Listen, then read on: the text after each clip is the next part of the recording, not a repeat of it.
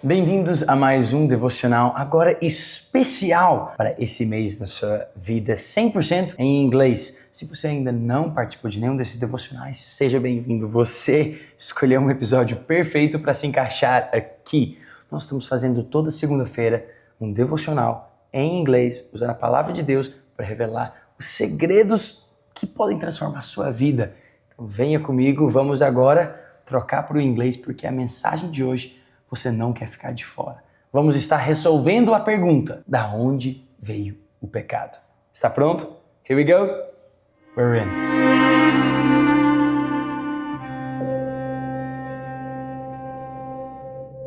So sin, let's just deal with it. What is sin? Sin is everything outside of the will of God, but also it's a perversion of that which God has created. So we need to go deeper into this, but it's every rebellion, every broken relationship, every war, every slap in the face, every death, every murder. It's also every lie. It's also every emotion of hatred and guilt and condemnation and sadness, death, which is the ultimate consequences of sin. So it all leads to death. It's things that lead unto death and separation from God, opposite to life, which is what we were created for. But we need to answer this question: where did sin come from? Because if we don't know where it come from, we don't know what it is, where it's come from, then how are we supposed to deal with it, and how are we supposed to know what it is? How are we supposed to identify it?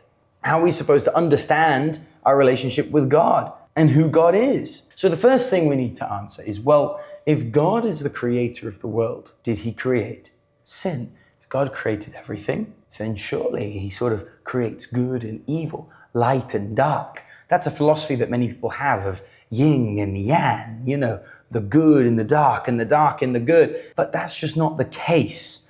God doesn't make good and evil equals. No, God made. Now, what God made, he saw that it is good. So what God made is good. End of story. So what is sin?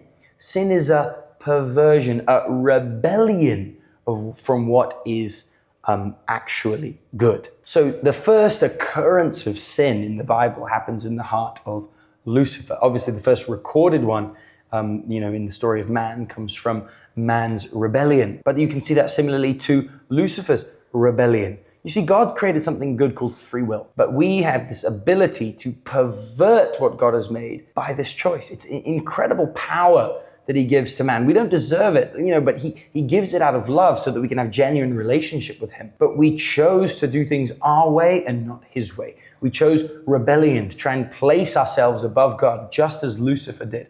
And actually that principle, that trend, summarizes all of sin. All of sin is actually just a perversion of something good. The desire to cheat, to try and beat somebody by cheating, by doing what is wrong, comes from actually a good desire to adapt and improvise to overcome a situation. But then we pervert it for our own good.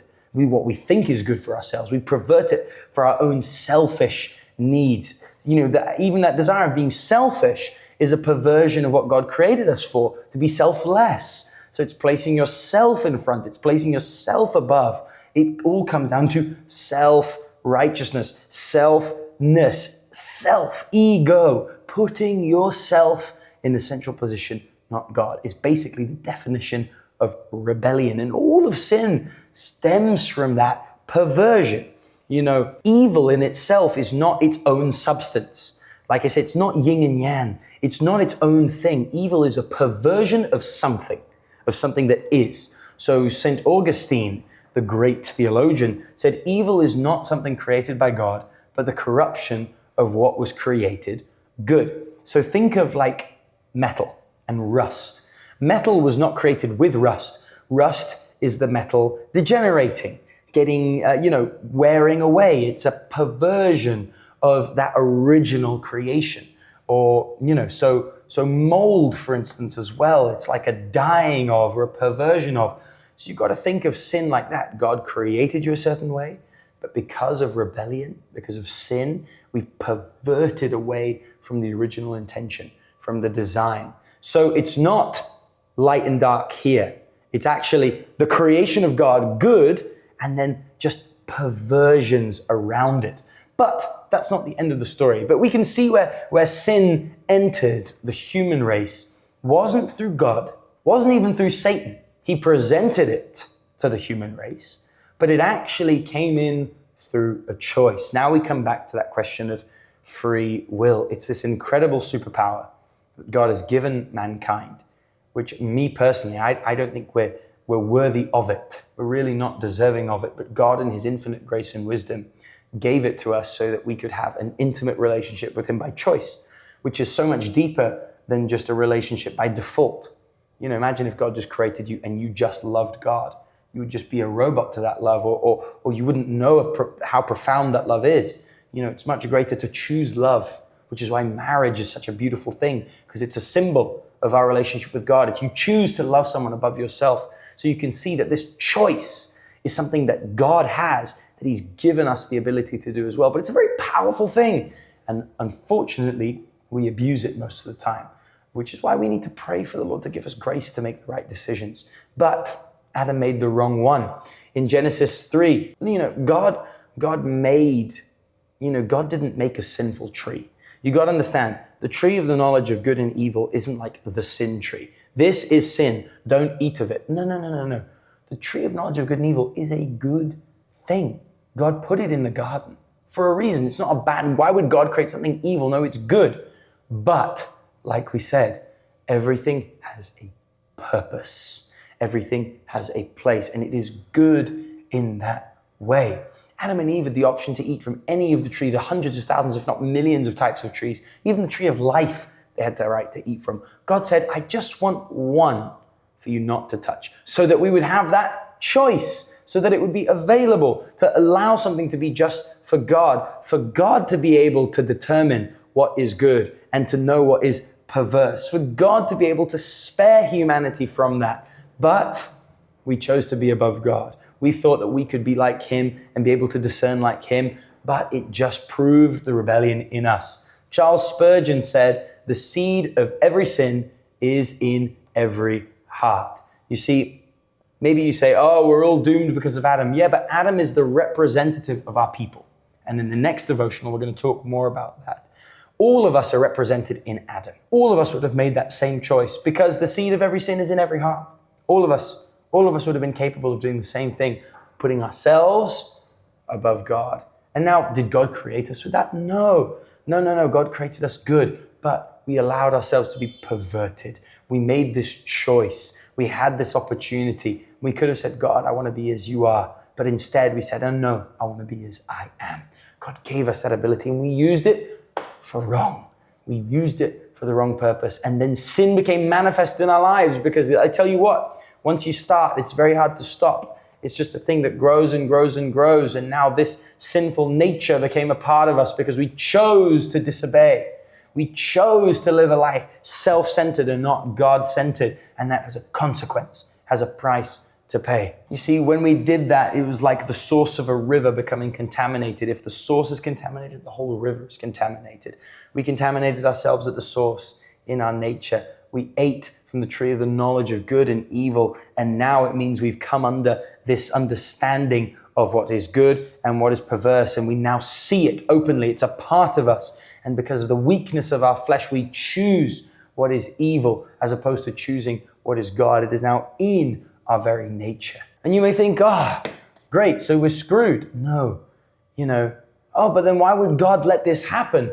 God let us sin. Well, you got to understand, the Bible says he makes all things work together for good. So when you multiply a negative and a negative, it becomes a positive. It's just an example.